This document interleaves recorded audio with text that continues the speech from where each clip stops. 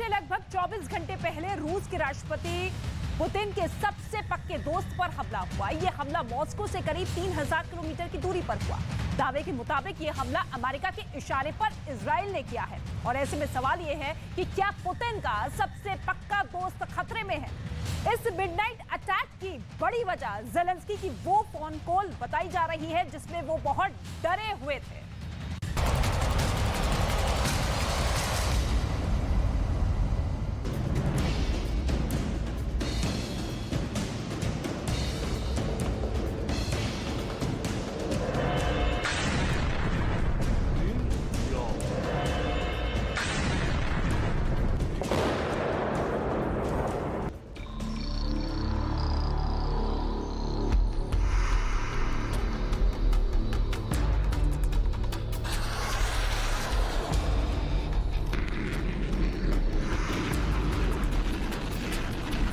Vladimir Putin के दोस्त पर जो बाइडेन के दोस्त का बड़ा हमला।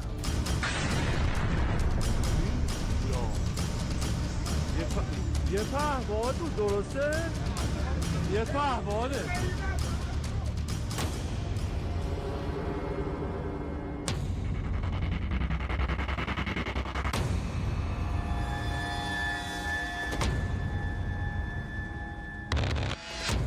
पुतिन की सेना जिस ड्रोन से बाइडेन की शह पर करीब 1 साल से युद्ध के मैदान में डटे यूक्रेन की आर्मी पर हमला कर रही है।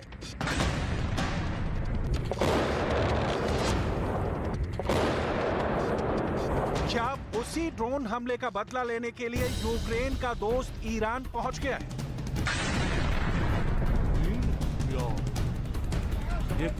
یه پهباد بود درسته؟ یه پهباده.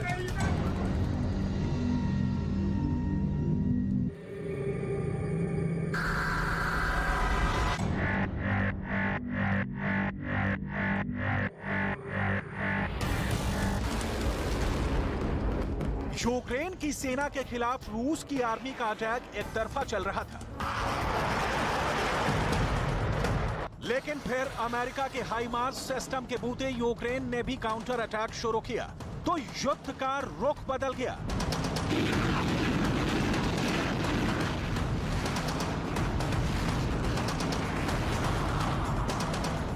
इस बीच जब रूस के एक खास दोस्त ने उसे शाहिद ड्रोनों की सप्लाई की तो बाजी ही पलट गई। पूरी दुनिया रूस के उस खास दोस्त से वाकिफ हो चुकी है।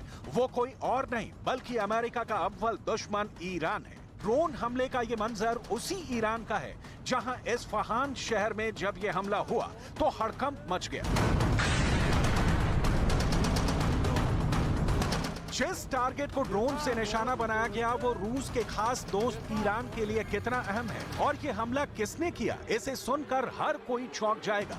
इन सवालों के जवाब आपको बताएं उससे पहले जरा इस वीडियो को गौर से देखिए। स्थानीय समय के मुताबिक रात के 11:30 बज रहे थे जब एक नहीं, दो नहीं बल्कि 3 ड्रोन ने एक साथ इस्फहान शहर की इस इमारत को निशाना बनाने की कोशिश की। ईरान ने इस अटैक पर क्या कहा है आपको वो भी बताएंगे। अभी आप इतना जान लीजिए कि हमले का शक पुतिन के सबसे बड़े दुश्मन के एक दोस्त पर है। ड्रोन अटैक का टारगेट कोई आम इमारत नहीं बल्कि पुतिन के दोस्त ईरान की एक बड़ी मिलिट्री फैक्ट्री थी।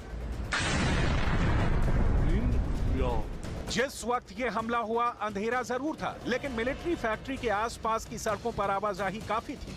इस बीच अचानक बड़ा धमाका हुआ और शोलों का ऐसा गुबार उठा कि देखने वाले सहम गए। चश्मदीदों की जुबान से छींक निकल गई। लोग ड्रोन चिल्लाने लगे। मौके पर मौजूद लोगों के मुताबिक धमाके से पहले एंटी एयरक्राफ्ट मिसाइलें भी दागी गईं। ईरान के विदेश मंत्रालय ने इस हमले पर बयान भी दिया। उसके मुताबिक इस्फहान की एक हथियार फैक्ट्री पर हमला किया गया जिसे उसने नाकाम कर दिया। इस दौरान ईरान ने 3 ड्रोनों को मार गिराया। हमले की कोशिश रात के करीब 11:30 बजे क्वाडकॉप्टर ड्रोनों से हुई। इसमें कोई नुकसान नहीं हुआ। इस दौरान सिर्फ इमारत की छत को थोड़ा नुकसान हुआ। ईरान के सरकारी टेलीविजन के मुताबिक जांच एजेंसियां हमले की पड़ताल में जुटी हैं ताकि इसके पीछे की साजिश का पर्दाफाश किया जा सके। लेकिन कुछ टेलीग्राम चैनल पर जो दावे किए गए वो अमेरिका के पक्के दोस्त इजरायल को कटघरे में खड़ा करने वाले हैं। बड़ी बात ये कि इस तरह के दावे करने वालों में ईरान के रिवॉल्यूशनरी गार्ड कोर से जुड़ा चैनल भी शामिल है। दावे के मुताबिक इस ड्रोन हमले के पीछे इजरायल का हाथ हो सकता है, जिसे ईरान में मौजूद इजरायल के एजेंटों ने अंजाम दिया। इस दौरान ईरान ने ये कहते हुए हमलावरों को कड़ा मैसेज भी दिया कि उसे इस तरह के वार पर पलटवार का भी बेहतरीन तजुर्बा है। ईरान ने अतीत में ऐसे हमलों के जरिए जवाब दिया भी है। फारस की खाड़ी और लाल सागर में ईरान ने इजरायल के जहाजों पर कुछ इसी तरह से ड्रोन हमले किए थे। इसके अलावा इराक के कुर्द इलाकों में ईरान की सेना ने बैलिस्टिक मिसाइलें भी दागी थी।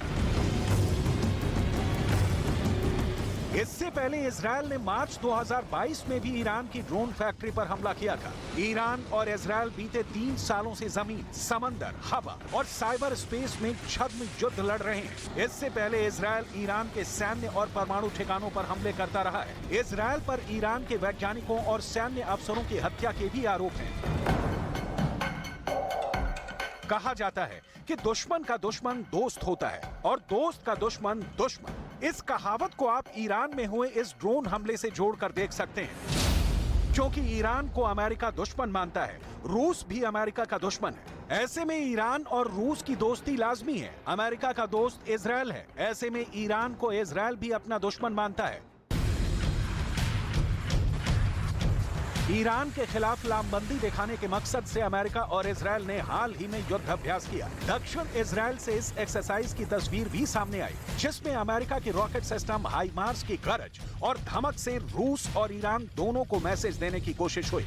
इंटरनेशनल मीडिया के मुताबिक जुनिपर ओक 23 अमेरिका और इजरायल का अब तक का सबसे बड़ा युद्ध अभ्यास था, जिसका मकसद ईरान को ये संदेश देना था कि यूक्रेन में जारी जंग अमेरिका का ध्यान नहीं भटका सकती है। ये युद्ध अभ्यास कितना बड़ा था, इसका अंदाजा आपको इस वॉर एक्सरसाइज में शामिल सैन्य बलों और उनके हथियारों की तादाद से हो जाएगा। जुनिपर ओक 23 में दोनों देशों के हवा, जमीन और समंदर के अलावा अंतरिक्ष सैन्य बल भी शामिल थे।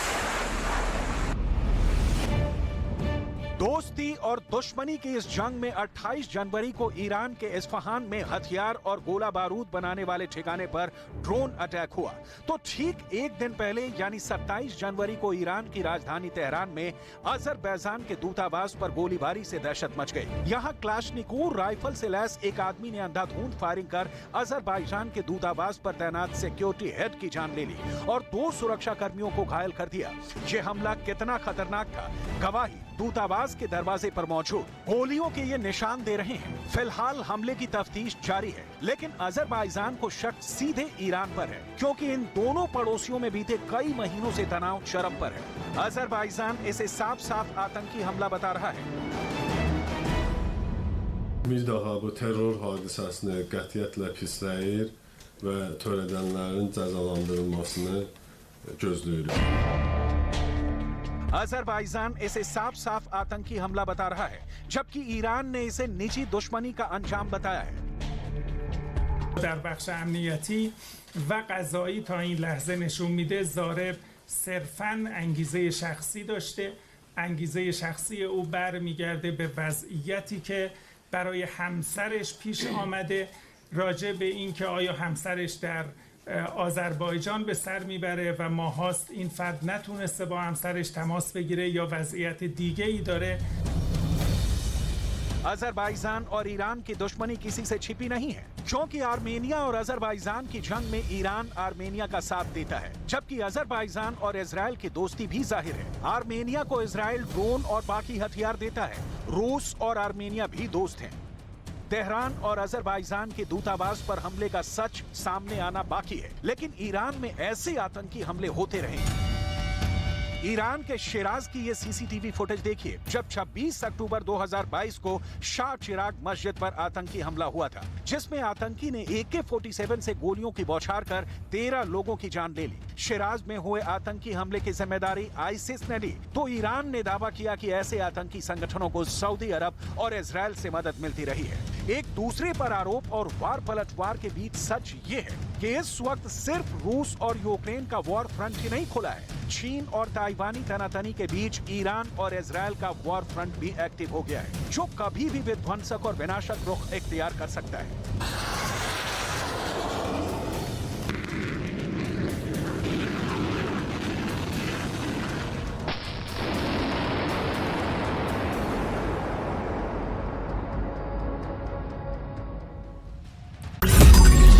मैंने नहीं देखा। इस तरह का चीट, इस तरह का क्रिमिनल माइंड पूरे जेल स्टाफ को ब्राइब कर देगा। मैं सोच भी नहीं सकता था। गवर्नमेंट फंक्शनरी को इम्पर्सनेट करता था, आवाजें बदलता था।